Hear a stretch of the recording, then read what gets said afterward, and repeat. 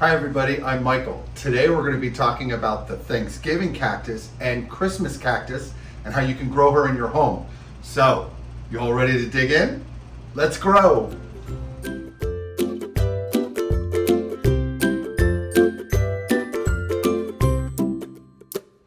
The Thanksgiving cactus and Christmas cactus make for wonderful houseplants, especially during the holidays.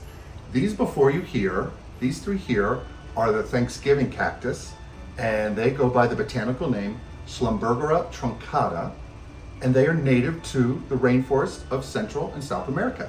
They are tropical epiphytes that grow in the trunks and notches of trees down there in the rainforests. Now the Christmas cactus, very similar looking, those plants go by the botanical name Schlumbergera brighesii. Their characteristics are similar, but there are some things you can tell the difference in them.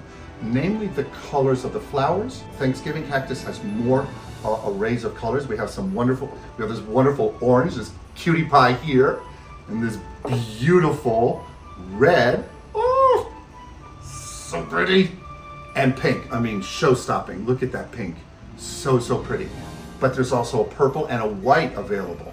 They're not as common, but these are more of the more common ones. This one, the orange is not so common. It's hard to get your hands on those. So if you do, that's a great thing. The leaves will also give you will also tell you the differences between the plants. They're all truncated like this, and the Thanksgiving cactus though has pointed tips to her leaf edges,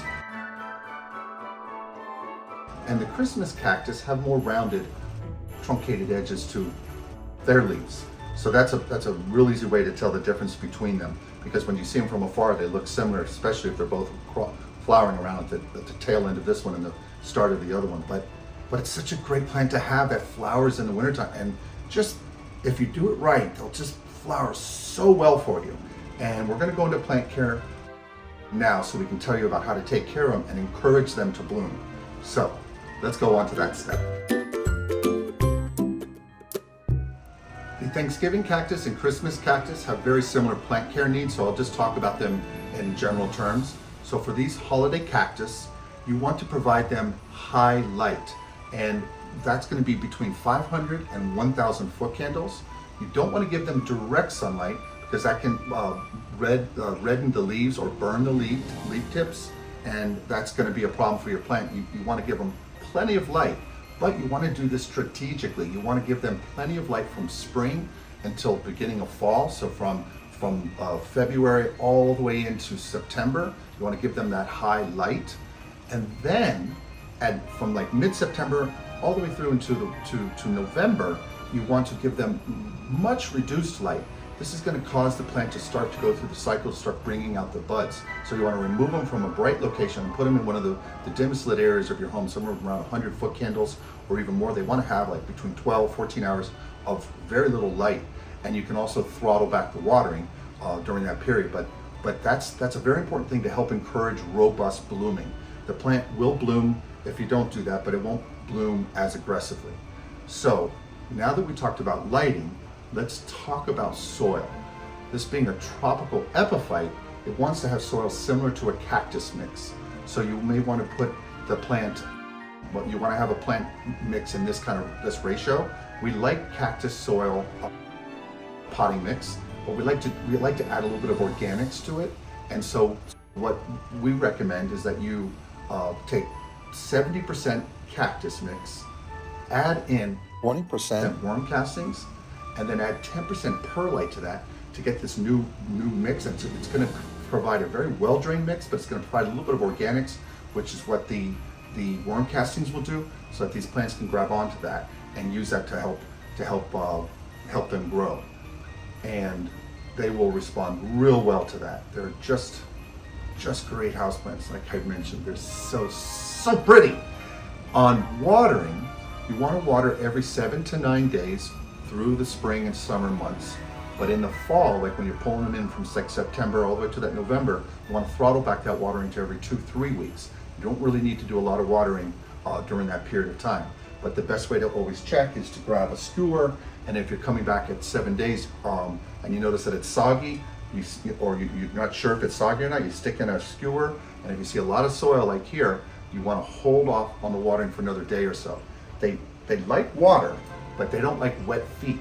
So that's where that potting soil mix comes into play. Cactus mix is great, but adding the other worm casting gives a little more, like I said, the organics, and perlite helps with drainage. So watering, test every 7 to 9 days, just before you water, check and see if, and if it's dry to the touch, first inch or so down, and you don't see any soil come out like I did with the skewer there, you're good to go and add the watering. Water thoroughly. You want the water to drain through. And what we recommend is, because these are, again, tropical epiphytes, they like a little bit more humidity, more than what a home would have. So we put leca at the base of our pot.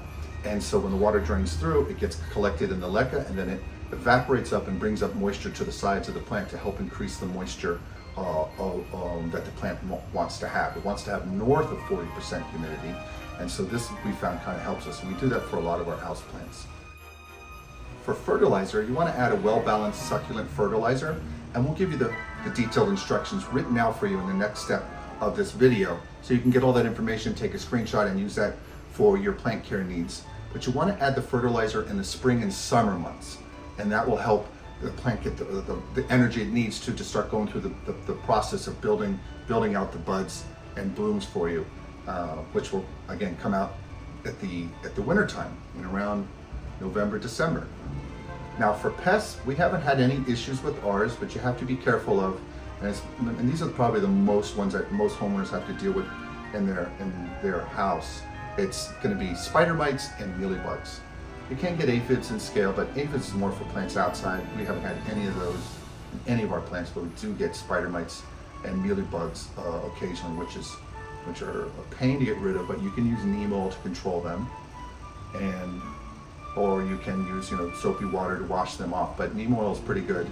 It does the trick. Just hope you guys can get your hands on one of these. They're so pretty. Ay, ay, ay. So, now that I've touched base on all of the basics of plant care, we're going to go into detailed written care instructions for you. So, like I said, you can take a screenshot, and then we'll come back and do a quick closing at the end. All right, so let's go on to that step.